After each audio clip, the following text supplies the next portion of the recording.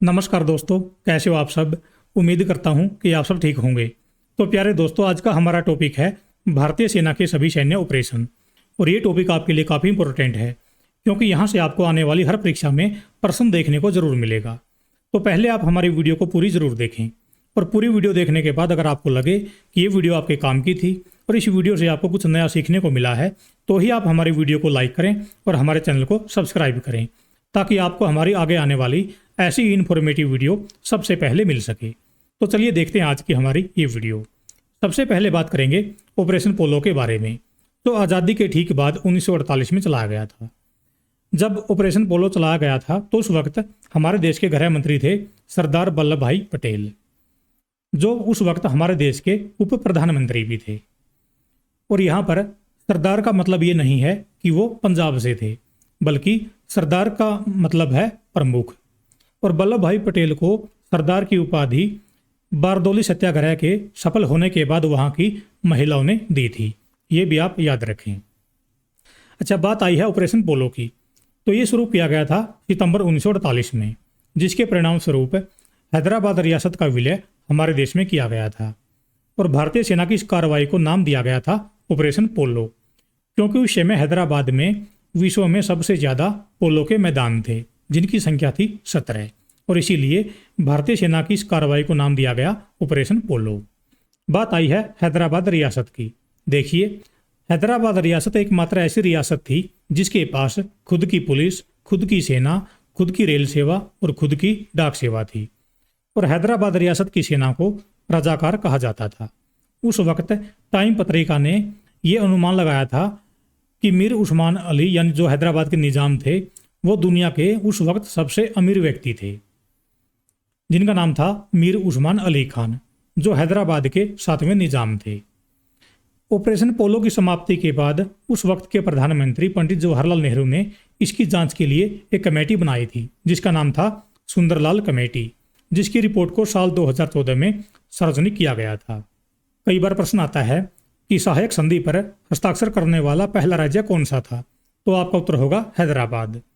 हैदराबाद के निजाम ने 1798 में, कब? 1798 में लॉर्ड वेलेस्ली के साथ सहायक संधि पर हस्ताक्षर किए थे। ये प्रश्न भी आप याद रखें।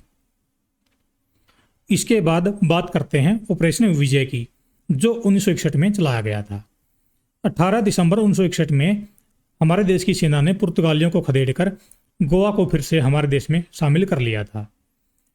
और जो पुर्तगाली गवर्नर थे उनका नाम था जनरल वसालो ई सिल्वा। इन्होंने भारतीय सेना के प्रमुख पीएन थापर के सामने सरेंडर कर दिया था। इस तरह 19 दिसंबर को भारतीय सेना का ऑपरेशन विजय सफल हुआ और गोवा का हमारे देश में विलय हो गया था। आपको याद होगा कि 1510 में अल्फांसो डी अल्बुकर्क ने बीजापुर के सुल्तान आदिल शाह को हराकर गोवा पर कब्जा कर लिया था। पुर्तगालियों ने करीब 450 साल तक गोवा पर शासन किया, यानी कि पुर्तगाली हमारे देश में सबसे पहले आए थे और सबसे बाद में गए। आपको याद होगा कि पुर्तगाली वास्को डी गामा 1498 में हमारे देश में आया था और इसके ठीक 12 साल बाद, यानी कि 1510 में पुर्तगालियों ने गोवा पर कब्जा कर लिया था, जो अपने आप में एक बहुत बड़ी बात है।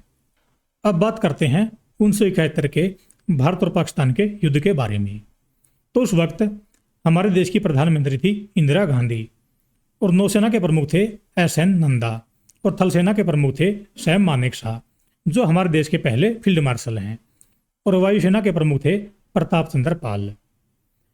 तो इस युद्ध के दौरान कई ऑपरेशन चलाए गए थे, जैसे operation cactus lily. Operation cactus lily 1971 के भारत पाक युद्ध के दौरान भारतीय सेना द्वारा मेघना नदी को पार करने के लिए चलाया गया था। ऑपरेशन कैक्टस लिली के साथ हमारे देश ने पूर्वी पाकिस्तान पर अपना कब्जा कर लिया था, जिसके परिणाम स्वरूप 16 दिसंबर को पाकिस्तान की सेना ने सरेंडर कर दिया था और ये सरेंडर किया था ढाका में। एक था ऑपरेशन ट्राइडेंट, यानी कि ऑपरेशन त्रिशूल। इस युद्ध के दौरान भारतीय नौसेना का ऑपरेशन था, यानी कि भारतीय नौसेना के ऑपरेशन को नाम दिया गया था ऑपरेशन ट्राइडेंट। इस ऑपरेशन के अंतर्गत भारतीय नौसेना ने बीबी यादव के नेतृत्व में 4 दिसंबर 1971 को कराची बंदरगाह पर हमला किया था। ये पाकिस्तानी नौसेना का सबसे अहम और एकमात्र नौसैनिक बंदरगाह था, इसलिए इसको नष्ट करना जरूरी था। बात आई है नौसेना प्रमुख SN नंदा की। तो मैं आपको बता दूं, एडमिरल नंदा कराची को अच्छी तरह से जानते थे, क्योंकि उनका पूरा बचपन वहीं बीता था और उन्होंने अपना करियर भी कराची बंदरगाह से ही शुरू किया था। और हमारे देश की नौसेना इसीलिए 4 दिसंबर को प्रतिवर्ष नौसेना दिवस के रूप में मनाती है, जबकि इसके पहले हमारे देश की नौसेना 15 दिसंबर को नौसेना दिवस मनाती थी। फिर दूसरे विश्व युद्ध के बाद नौसेना ने अपना दिवस 1 दिसंबर को मनाना शुरू कर दिया था, लेकिन 1971 के बाद भारतीय नौसेना 4 दिसंबर को अपना नौसेना दिवस मनाती है। ये प्रश्न भी आप याद रखें। अब बात करते हैं ऑपरेशन मेघदूत की, जो 13 अप्रैल 1984 को चलाया गया था और इस वक्त भी हमारे देश की प्रधानमंत्री थी इंदिरा गांधी। ऑपरेशन मेघदूत एक सफल ऑपरेशन था, जिसके परिणाम स्वरूप भारतीय सेना ने सियाचिन ग्लेशियर पर कब्जा कर लिया था, जो दुनिया का सबसे ऊंचा युद्धक क्षेत्र है, और इसका नेतृत्व लेफ्टिनेंट जनरल प्रेमनाथ हुन ने किया था। सियाचिन बाल्टिक भाषा का शब्द है, जिसका मतलब है गुलाबों की भूमि। सियाचिन 2 शब्दों से मिलकर बना है, सिया और चेन। और मैं आपको बता दूं कि ध्रुवीय क्षेत्रों के बाहर दुनिया का सबसे बड़ा ग्लेशियर है ताजिकिस्तान का फेदचेनको। मनमोहन सिंह 12,000 फीट की ऊंचाई पर स्थित सियाचिन में जाने वाले पहले प्रधानमंत्री थे। उस समय उनकी उम्र थी 73 साल और उन्होंने कार्डियक बाईपास सर्जरी करवा रखी थी, लेकिन फिर भी वो सियाचिन पहुंचे थे। अब बात करते हैं ऑपरेशन ब्लू स्टार की, जो 1984 में किया गया था और इस वक्त भी हमारे देश की प्रधानमंत्री थी इंदिरा गांधी। ये ऑपरेशन 3 जून 1984 को शुरू किया गया था। ऑपरेशन ब्लू स्टार का मुख्य उद्देश्य था जरनैल सिंह भिंडरेवाला और उनके समर्थकों को गोल्डन टेम्पल से बाहर निकालना। ऑपरेशन ब्लू स्टार की कमान लेफ्टिनेंट जनरल कुलदीप सिंह बरार के पास थी। अब बात करते हैं ऑपरेशन ब्लैक थंडर की, जो 30 अप्रैल 1986 को शुरू किया गया था। ऑपरेशन की कमान कंवरपाल सिंह गिल के पास थी, जिनको KP गिल के नाम से भी जाना जाता है, जो उस वक्त पंजाब के DGP थे। गोल्डन टेम्पल पर कब्जा करने वाले आतंकवादियों को बाहर निकालने के लिए भारतीय सेना द्वारा मई 1986 में ऑपरेशन ब्लैक थंडर चलाया गया था। ऑपरेशन 2 दिनों तक चला था और इसमें 80 से अधिक आतंकवादी और 12 सैनिक मारे गए थे। इसके बाद गोल्डन टेम्पल पर ही 9 मई 1986 को चलाया गया था ऑपरेशन ब्लैक थंडर 2। ये भी आप याद रखें। और इस वक्त हमारे देश के प्रधानमंत्री थे राजीव गांधी।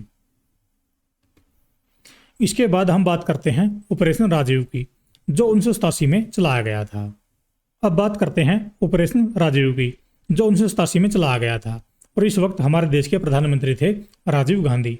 लेकिन ऑपरेशन राजीव का नाम उनके नाम पर नहीं रखा गया, इसके बारे में हम आपको बताएंगे। देखिए, ऑपरेशन राजीव का संबंध सियाचिन क्षेत्र में सर्वोच्च शिखर पर कब्जा करने से था। यह 1987 में बाना सिंह के नेतृत्व में एक सैन्य अभियान था। ऑपरेशन का उद्देश्य उस शिखर पर मौजूद पाकिस्तानी चौकी, जिसका नाम था क्वाड पोस्ट, उसको हटाकर इस क्षेत्र पर कब्जा स्थापित करना था। इस ऑपरेशन का नाम सेकंड लेफ्टिनेंट राजीव पांडे के नाम पर रखा गया था, जो इस क्षेत्र में पहले से ही पाकिस्तानी सेना के साथ संघर्ष में शहीद हो चुके थे। 1989 में पाकिस्तान ने दोबारा हमला किया और शुरू में कुछ पहाड़ियों को हासिल करने में कामयाब रहा। बाद में उसी वर्ष पाकिस्तान ने कम से कम एक प्रमुख पाकिस्तानी पोस्ट कायदे को खोया, जो भारतीय सेना के नियंत्रण में बाना पोस्ट बनी। यानी बाना पोस्ट को पहले कायदे पोस्ट के नाम से जाना जाता था। बाना पोस्ट दुनिया का सबसे ऊंचा युद्धक क्षेत्र है, जो सियाचिन में है। सियाचिन क्षेत्र और बाद में असफल सैन्य अभियानों की हानि पर बेनजीर भुट्टो ने मोहम्मद जियाउल हक के लिए कहा था कि उन्हें बुरखा पहनना चाहिए, क्योंकि वो अपनी मर्दानगी खो चुके हैं। अब बात करते हैं ऑपरेशन पवन की, जो चलाया गया था 1987 में और इस वक्त हमारे देश के प्रधानमंत्री थे राजीव गांधी। साल 1987 में जब श्रीलंका में गृह युद्ध चल रहा था, तो इसके अंतर्गत श्रीलंका के जाफना पर LTT ने कब्जा कर लिया था। LTTE और उसके सरगना प्रभाकरण ने श्रीलंका सरकार को हर मोर्चे पर हरा दिया था और इस प्रायद्वीप के उत्तरी और पूर्वी हिस्से पर कब्जा कर लिया था, ताकि उसे अलग तमिल देश घोषित किया जा सके। हमारा देश और श्रीलंका के बीच 29 जुलाई 1987 को तत्कालीन प्रधानमंत्री राजीव गांधी और श्रीलंका के तत्कालीन राष्ट्रपति JR जयवर्धने ने शांति समझौते पर हस्ताक्षर किया था। इस समझौते के तहत हमारे देश ने जाफना में भारतीय शांति सेना को उतारा था और भारतीय शांति सेना द्वारा चलाए गए ऑपरेशन का कोड नाम था ऑपरेशन पवन, जिसका मकसद जाफना को लिट्टे के कब्जे से मुक्त कराना था। इसके बाद बात करते हैं ऑपरेशन कैक्टस की, जो 1988 में चलाया गया था।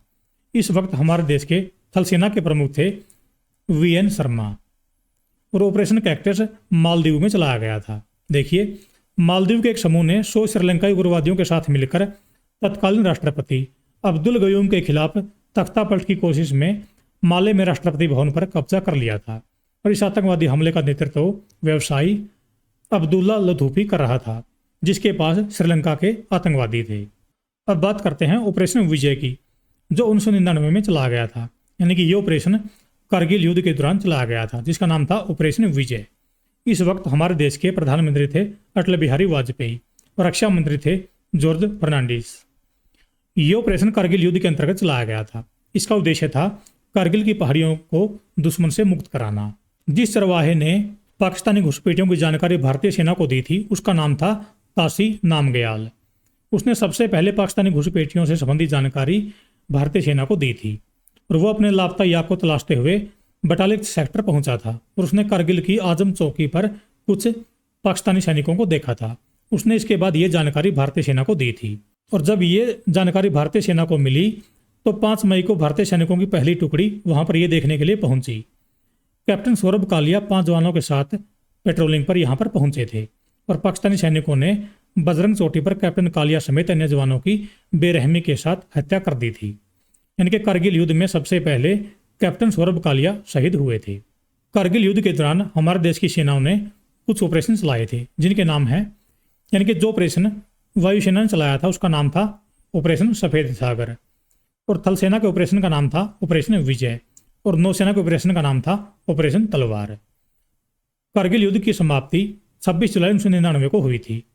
तब से लेकर अब तक हर वर्ष 26 जुलाई के दिन को कारगिल विजय दिवस के रूप में मनाया जाता है। अब बात करते हैं ऑपरेशन पराक्रम की, जो साल 2001 में चलाया गया था।